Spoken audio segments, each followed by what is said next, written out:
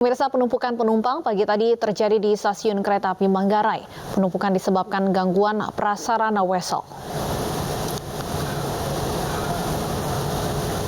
Perjalanan dengan kereta api komuter lain di stasiun Manggarai pagi tadi terhambat.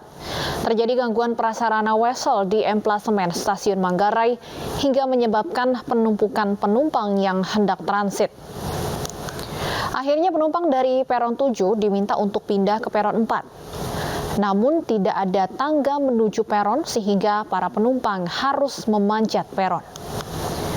Kendala wesel sudah ditangani oleh petugas dari PT Kereta Api Indonesia sehingga lintasan Bekasi arah Tanah Abang menuju Duri di jalur 6 stasiun Manggarai kembali normal.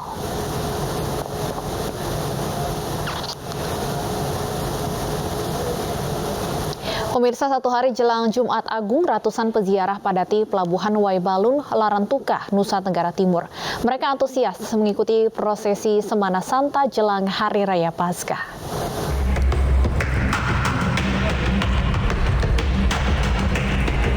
Jelang prosesi Semana Santa, ribuan peziarah mulai berdatangan ke Kabupaten Flores Timur, Nusa Tenggara Timur. Kebanyakan para peziarah memilih transportasi menggunakan kapal feri. Hal ini terjadi di Pelabuhan Feri Waibalun pada Kamis pagi. Para peziarah ini umumnya datang dari kota Kupang dan beberapa kabupaten yang ada di Pulau Timor. Mereka mengaku rindu mengikuti prosesi Semana Santa. Pasalnya, 3 tahun belakangan prosesi Semana Santa tidak digelar akibat pandemi COVID-19.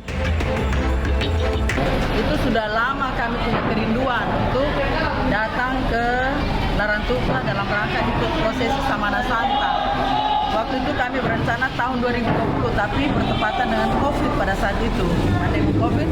Terus jadwal kami rundown itu tetap ada, dan ternyata baru terjadi di tahun 2023 ini.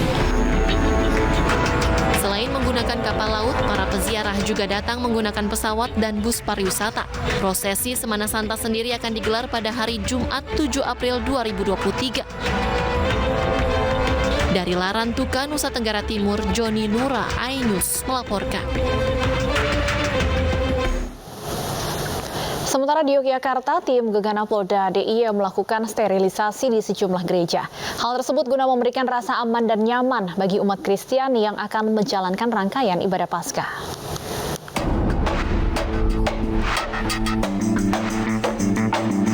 Menjelang rangkaian perayaan Paskah 2023, tim penjinak bom Gegana Polda Daerah Istimewa Yogyakarta melakukan sterilisasi di sejumlah gereja. Salah satunya di Gereja Santo Antonius Kota Baru, yang merupakan gereja Katolik terbesar di kota Yogyakarta. Selain menggunakan metal detektor, sterilisasi juga dilakukan dengan robot pendeteksi bahan peledak dan zat kimia berbahaya. Petugas menyisir semua sudut di dalam dan area luar gereja, termasuk altar yang akan digunakan oleh pemimpin ibadah. Sterilisasi ini digelar untuk memberikan rasa aman dan nyaman bagi umat Kristiani yang besok akan menjalankan ibadah Jumat Agung. Tim Gegana nantinya juga dilibatkan dalam pengamanan rangkaian perayaan Paskah hingga hari Minggu 9 April mendatang.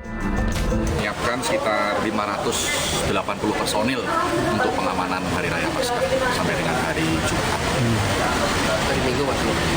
Hari Minggu, iya sampai dengan hari Minggu. Kalau total berarti ada berapa gereja Pak di kota? Yang kita lakukan pengecekan itu 3 gereja. Jadi gereja Kota Baru, gereja Loji Kecil, dan gereja di Albertus. Dalam sterilisasi yang berlangsung sekitar 1 jam ini, petugas tak menemukan benda atau bahan peledak atau sesuatu yang mencurigakan. Namun demikian, aparat akan tetap melakukan pengamanan hingga ibadah Misa Paskah selesai dilakukan. Dari Yogyakarta, Heri Trijoko, iNews melaporkan. Kita ke informasi lain, pemirsa. Polda Metro Jaya amankan beberapa orang yang diduga menyebarkan informasi berita bohong melalui media sosial tentang penyalahgunaan barang bukti baju bekas impor yang diungkap jajaran Ditreskrimsus Polda Metro Jaya beberapa waktu lalu. Selain membuat konten, orang yang menyebarluaskan juga turut diamankan.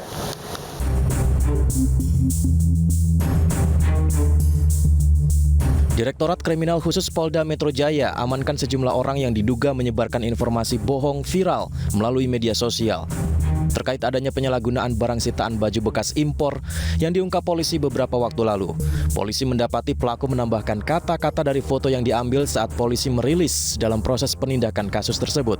Waktu kita hasil rilis pada saat penangkapan. Pada saat kita melakukan penindakan, kita lakukan rilis beberapa waktu yang lalu, kemudian foto itu muncul di media. Nah, itu yang diambil tangkapan foto tersebut, kemudian ditambahkan kata-kata yang AA, saya bekerja di Direktorat di Dirkrimsus katanya. Seharusnya Ditkrimsus tapi dia bikin Dirkrimsus. Seperti itu. Nah, dari itulah ditangkap oleh si AW, dia melihat ada masalah seperti ini, kemudian dia membuat lagi hal yang dia post di Twitternya. Polisi menghimbau kepada masyarakat untuk tidak gampang percaya dengan penyebaran berita-berita bohong di media sosial. Kami juga termasuk menghimbau ya kepada masyarakat, banyak motif-motif pada tahun-tahun sebelumnya berdasarkan survei ya, ada beberapa catatan berita-berita bohong dikembangkan dari bercanda. Saat ini kepolisian tengah mendalami motif dari penyebaran berita bohong terkait penyalahgunaan barang sitaan baju bekas impor tersebut.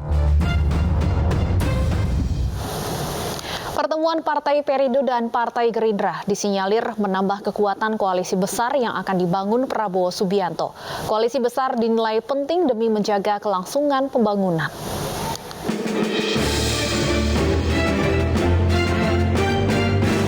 Ketua Umum Partai Gerindra menyambut hangat kedatangan Ketua Umum Partai Perindo Haritanu Sudibyo di kediamannya di Jalan Kertanegara, Jakarta.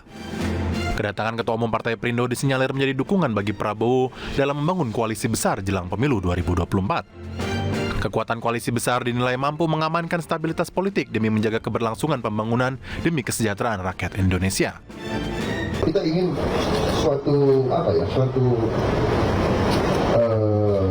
katakanlah barisan yang cukup besar, solid, supaya menjamin kelangsungan pembangunan, supaya menjaga ketenangan, kerukunan. Karena kita butuh ekonomi kita butuh untuk terus berkembang, terus tumbuh. Dan ini hanya bisa datang dalam keadaan yang tenang.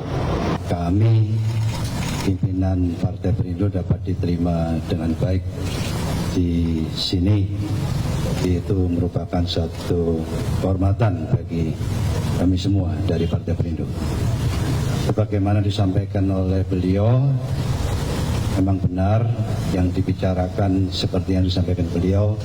Di samping juga kami tadi memperkenalkan pimpinan-pimpinan dari Partai Perindo yang tentunya banyak wajah-wajah baru. Silaturahmi politik Partai Perindo dan Partai Gerindra juga membahas jumlah isu politik dan kesiapan jelang pemilu 2024. Tim Liputan Aya News melaporkan.